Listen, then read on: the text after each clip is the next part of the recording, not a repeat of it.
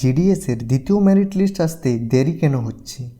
আপনাদের সবার মনে এখন একটাই প্রশ্ন, জিডিএস সেকেন্ড মেরিট লিস্ট কবে আসবে এবং কেন এত দেরি হচ্ছে?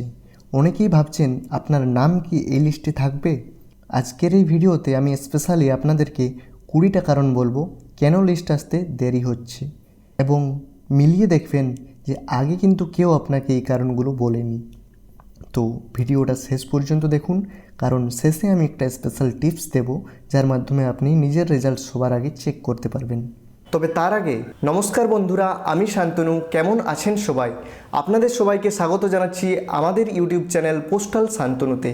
এই চ্যানেলে আপনারা নিত্য নতুন পোস্ট অফিস সম্বন্ধে আপডেট পাবেন। আর আপনি যদি চ্যানেলে নতুন হয়ে থাকেন অবশ্যই চ্যানেলটিকে সাবস্ক্রাইব করে পাশে থাকা বেল আইকনটি প্রেস করে দিন পোস্ট অফিস সম্বন্ধে নিত্য নতুন আপডেট সবার প্রথম পাওয়ার জন্য। তো চলুন আর বেশি দেরি না করে শুরু করা যাক আজকের ভিডিও। তো বন্ধুরা, প্রথম ও প্রধান কারণ হলো শূন্য পদের নির্ভুল গণনা। ভাবুন, প্রথম লিস্টে যার নাম এসেছিল তাদের মধ্যে অনেকেই জয়েন করেনি, কারণ তারা দূরে পোস্টিং পেয়েছে। এই খালি সিটগুলি আইডেন্টিফাই না করে দ্বিতীয় লিস্ট বের করা সম্ভব নয়। দ্বিতীয়ত, ভুয়া সার্টিফিকেট। অনেক প্রার্থী 100% নাম্বার দিয়ে আবেদন করে দেয়, পরে দেখা যায় সব ভুয়ো। এদের ছেঁটে ফেলতে সিস্টেমের কিন্তু সময় লাগছে। এই ছিল দুটি প্রধান কারণ। এর পরেও রয়েছে কিন্তু আরও অনেক কারণ। চলুন একের পর এক আমরা জেনে নিই সব কিছু। এরপর আসছে অসম্পূর্ণ তথ্য যাচাই, মানে প্রার্থীদের জমা দেওয়া নথিপত্রে ভুল থাকায় রিভেরিফিকেশন করতে হচ্ছে, যাতে কোনো ভুয়ো ক্যান্ডিডেটকে চান্স না দেওয়া হয়। এরপর রয়েছে শূন্য পদের গণনা। প্রথম তালিকা থেকে কতজন জয়েন করেনি বা রিজেক্ট হয়েছে তার নির্ভুল হিসাব করতে সময় লাগছে। এরপর রয়েছে সার্কেল অনুযায়ী সমন্বয়, মানে ভারতে 23টি সার্কেলের তথ্য একসাথে প্রসেস করা একটি জটিল কাজ। এরপর রয়েছে সার্ভার ও টেকনিক্যাল সমস্যা, মানে ইন্ডিয়া পোস্টের অফিসিয়াল পোর্টালে ডেটা আপলোড বা টেকনিক্যাল মেনটেন্যান্স।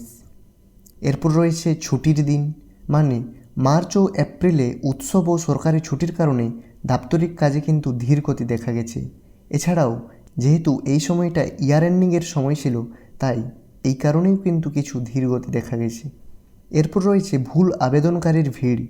অনেকে ভুয়ো মার্কস দিয়ে আবেদন করে, যা ফিল্টার করতে সিস্টেমের সময় লাগে। এরপর রয়েছে ফলাফল পুনর্মূল্যায়ন, মানে কিছু বোর্ডের দশম শ্রেণীর মার্কশিট যাচাই করতে অতিরিক্ত সময় লেগে যায়। এরপর রয়েছে রিজার্ভেশন পলিসি চেক, মানে এসসি এসটি বা ওবিসি কোটার সঠিক বন্টন নিশ্চিত করা, মানে তাদের সার্টিফিকেট নিয়ে ভালোভাবে যাচাই করা। এরপর রয়েছে সফটওয়্যার আপডেট, মানে নিয়োগ প্রক্রিয়ার স্বচ্ছতা বাড়াতে নতুন মেকানিজম প্রয়োগ করা হয়। অফিসারদের ব্যস্ততা, অন্য প্রশাসনিক কাজ বা ইলেকশনের ডিউটির চাপ থাকায় কাজে কিন্তু ধীর গতি দেখা যাচ্ছে।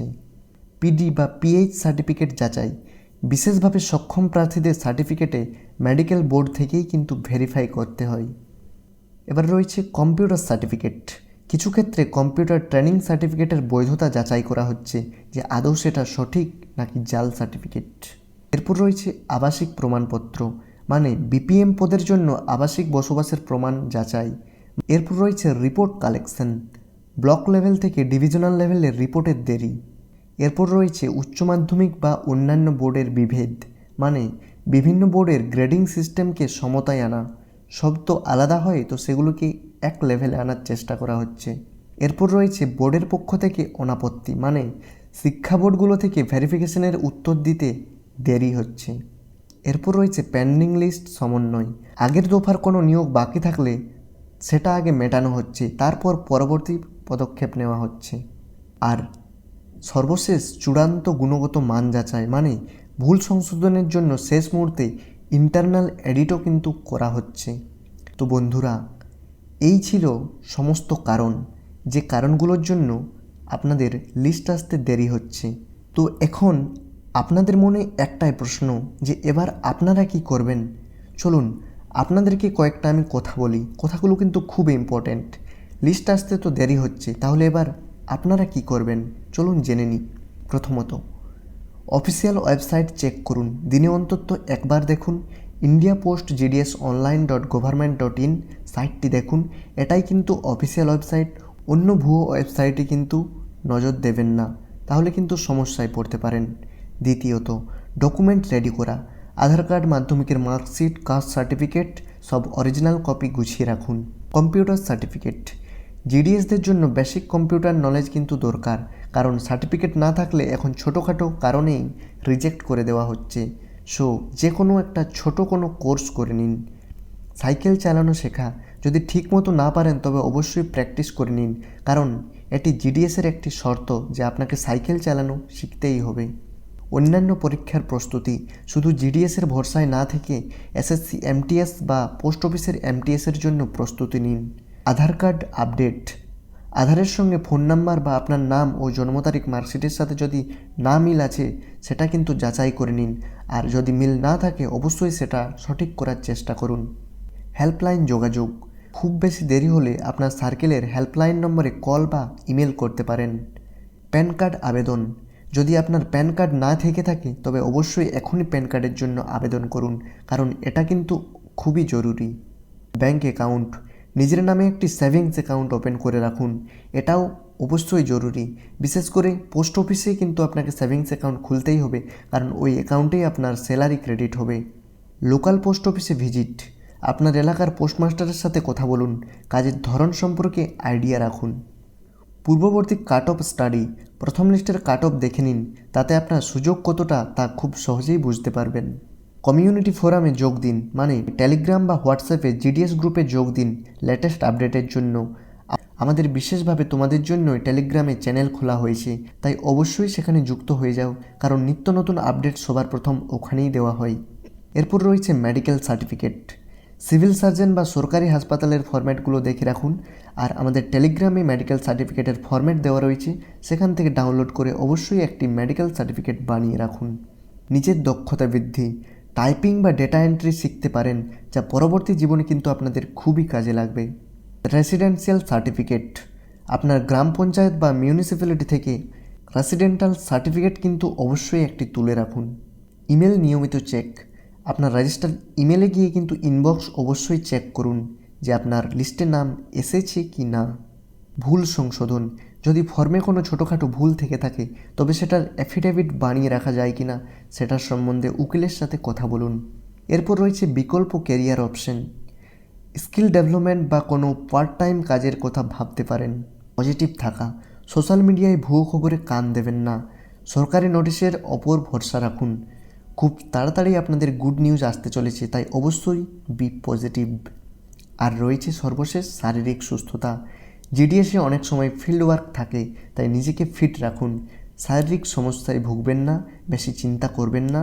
খুব তাড়াতাড়ি জিডিএসের মেরিট লিস্ট জারি হতে চলেছে, তো আমি আপনাদেরকে ক্লিয়ার করে বলে দিলাম যে এখন আপনাদের কি করণীয়। আশা করি এভাবে এখনও পর্যন্ত কেউ আপনাদের বলেনি, তাই অবশ্যই যদি ভালো লেগে থাকে একটি ভিডিওতে লাইক করে দিন। আর আপনাদের মধ্যে অনেকেই কমেন্টে জানতে চেয়েছেন, দাদা বাকি সব সার্কেলের আপডেট এলেও ওয়েস্ট বেঙ্গল সার্কেলে কি দেরি হবে?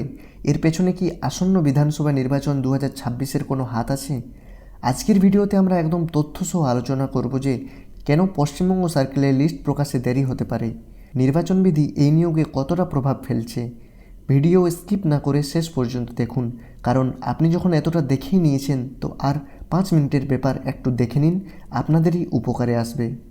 দেখুন, আপনারা জানেন যে পশ্চিমবঙ্গে 2026-এর বিধানসভা নির্বাচন এপ্রিলের শেষের দিকে। যখনই কোনো রাজ্যে নির্বাচন ঘোষণা হয় তখন সেখানে মডেল কোড অফ কন্ডাক্ট বা আচরণবিধি লাগু হয়ে যায়। নতুন নিয়োগ বনাম পুরনো প্রক্রিয়া, মানে সাধারণত আচরণবিধি চলাকালীন কোনো নতুন নিয়োগ বিজ্ঞপ্তি দেওয়া যায় না, কিন্তু যেহেতু জিডিএসের এই প্রক্রিয়াটি নির্বাচন ঘোষণার আগেই শুরু হয়েছিল, তাই এটি প্রযুক্তিগতভাবে বন্ধ হওয়ার কথা নয়। কিন্তু মূল সমস্যা হলো প্রশাসনের ব্যস্ততা। পোস্ট অফিসের অনেক কর্মী বা সরকারি আধিকারিকদের ভোটের ডিউটিতে বা ট্রেনিংয়ের জন্য প্রস্তুতি নিতে হচ্ছে। এই কারণেই প্রশাসনিক স্তরে কাজ কিছুটা ধীর গতিতে চলছে। তাহলে আশা করি বুঝতে পারলেন কেন ওয়েস্ট বেঙ্গল সার্কেলে লিস্ট আসতে দেরি হতে পারে। তো বন্ধুরা, চলুন তাহলে এবার একটু কাট অফ সম্বন্ধে আলোচনা করা যাক। আগেও বলেছি আর আমি এখনও বলছি, আগের ভিডিওটা যদি না দেখে থাকো অবশ্যই দেখো, সেখানে ডিটেলসে আলোচনা করা আছে। আর আজকেও বলছি যে কাট অফ কিন্তু 1 থেকে 2% নামার সম্ভাবনা আছে, মানে যা লাস্ট কাট অফ গেছে তার থেকে 2% কম ধরে রাখুন। অবশ্যই আপনাদের কিন্তু একটা বিরাট সুযোগ আছে, তবে একটু অপেক্ষা করুন, খুব তাড়াতাড়ি লিস্ট আসতে চলেছে, তাই ধৈর্য ধরুন আর সুস্থ থাকুন। আর ভিডিওটি যদি ভালো লেগে থাকে, কারণ আমার মনে হয় না এইভাবে তোমাদেরকে আজ পর্যন্ত কেউ বুঝিয়েছে, তাই অবশ্যই একটা লাইক করতে ভুলো না কিন্তু। আর কমেন্টে জানিও ভিডিওটা কেমন লাগলো। এছাড়াও আমার ভিডিওটা তোমরা কোন জেলা থেকে দেখছো তা অবশ্যই কমেন্টে জানিও। আর আমার পুরো বিশ্বাস তোমাদের উপর, তোমরা অবশ্যই জানাবে, কারণ তোমাদের একটা লাইক বা একটা সাবস্ক্রাইব আমাদেরকে অনেক মোটিভেট করে। আর কমেন্ট করলে তো আমি সরাসরি বুঝতেই পারবো তোমাদের কেমন লেগেছে, তাই কমেন্ট করতে ভুলো না কিন্তু। ইন ফিউচার তোমাদের কমেন্ট নিয়েও আমি নিত্য নতুন ভিডিও নিয়ে আসবো, তো কমেন্ট করতে ভুলবেন না কিন্তু। আর ভিডিওটা ভালো লাগলে একটা অবশ্যই লাইক করুন, আর তোমার সেই সমস্ত বন্ধুদের কাছে শেয়ার করে দাও যারা জিডিএসের জন্য অধীর আগ্রহে অপেক্ষা করে আছে। এছাড়াও জিডিএসের যে কোনো সমস্যার সমাধানের জন্য আমাদের লাইভ সেশনে যুক্ত হও ঠিক সন্ধ্যা 7:15 প্রতিদিন, বা একদিন ছাড়া আমি লাইভে আসার চেষ্টা করব। তো অবশ্যই যুক্ত হও। নিচে ডেসক্রিপশনে আমাদের টেলিগ্রাম এবং ইনস্টাগ্রামের লিঙ্ক দেওয়া আছে, সেখানেও যুক্ত হয়ে যাও। আর আমাদের চ্যানেলে নতুন হয়ে থাকলে অবশ্যই চ্যানেলটিকে সাবস্ক্রাইব করে পাশে থাকা বেল আইকনটি প্রেস করো। ভিডিওটি ভালো লাগলে একটা লাইক করো। চলুন তাহলে দেখা হচ্ছে পরের ভিডিওতে। ততক্ষণ ভালো থাকবেন, সুস্থ থাকবেন। থ্যাংক ইউ, ধন্যবাদ, জয় হিন্দ।